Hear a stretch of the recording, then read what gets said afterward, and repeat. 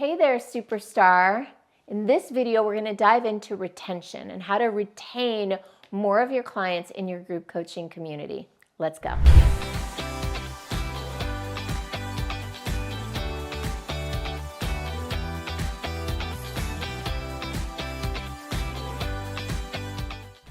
Not only is retention the most important thing that you can master in group coaching, because it means that you're doing a good job and that clients want to stick around, but it's also one of the biggest challenges that coaches that are doing group programs face. So if you can master this, you pretty much have nailed the holy grail of group coaching. So let's be clear, group coaching has a ton of benefits. It's leveraged, it's scalable, it creates feelings of belonging and community, so it's fulfilling, it's fun, you can have great experiences together. It's got so many things going for it. And it's also got certain unique challenges that can make it more difficult than one-on-one coaching. That said, I do absolutely believe that it's worth it. Not just because financially it can be so much more prosperous to be doing group coaching, but also from a personal development perspective. It forces you to step into leadership in a whole new way, and that is huge for our personal development. I would say that mastering the art of leading my group coaching program over the last 9 years has been one of the most challenging, difficult, even uncomfortable things that I've ever done in my business. And I wouldn't trade it for anything. Definitely don't want to go back and do it all over again, but I did it. And I'm glad I did because it made me a different person and really a much better coach. And it continues to make me a much better coach. So I highly recommend it, highly encourage it. And if you're right now in the doldrums because you're like, my program's terrible, it's so hard, it's so challenging, stick it out, watch this video, because I'm hoping that I give you something you can hang on to here. So the very first thing about mastering retention in a group coaching program, foundationally, let me just say,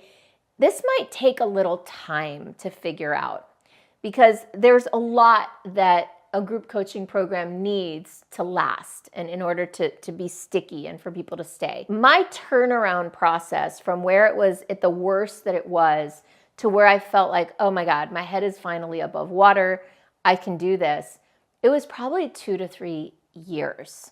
Now, I'm hoping that this video shaves some time off of your journey. And I will say it's not an overnight fix, although some of these things can have an impact right away. The first is that you only have aligned people in the group. Now, this is a function of both bringing in the right people and letting go of the wrong fit people. Much more so than in one-on-one coaching, having one bad fit client in a group program can really poison the whole group. You know how they say one bad apple spoils the bunch? That is absolutely true in a group coaching model. If you have one person who's very negative or toxic in any way, it spreads because they often like to gossip and they like to rile people up and they like to create drama. So if you are clear that there are 1 or 2 people in your program that are not aligned, it's time to let them go. It's time to have a truth-telling conversation. You don't even have to go into it all. If you're sure that they're a wrong fit and you don't want to create drama, you can just let them go, right? And I invite you to consider that as their coach, you potentially owe them the responsibility of helping them by being a truth teller for them. But that's up to you. Ultimately, the goal is to move them on out and to start to bring in only people who are right fits. Now, that's a little bit beyond the scope of this video to tell you exactly how to do that. But I have a lot of videos on how to enroll right fit, best fit clients into your group coaching program. So I invite you to go check out some of those videos and go ahead and like this video, subscribe to my channel so that you'll get notified about future videos that I do. So the letting go and then bringing in aligned people. That will by itself, if you did nothing else besides align who's in your group, you're gonna see a huge difference in your program. But that's not all you can do. The next thing you want to do is to look at your standards, boundaries, and agreements with clients. Our clients being told by you when they enroll what's expected of them. Early days, when I was trying to fill my program, I'm not proud of this, but I'm going to share it with you like it is, because that's my promise to you always here, is to be transparent and open and vulnerable. Early days in my coaching program, I was less concerned with enrolling right fit clients and more concerned with enrolling clients. I wanted to fill my program. I wanted to hit my numbers. I wanted to have high conversion rate. And sometimes I sacrificed alignment in order to get those things. And another thing I sacrificed was setting good and proper expectations. If somebody, let's say, was concerned, oh, this looks like it's going to be a lot of work and take a lot of time, I might play that down and be like, no, it's not so much, or, try to assuage their concerns so that they'd say yes. Now I do the opposite.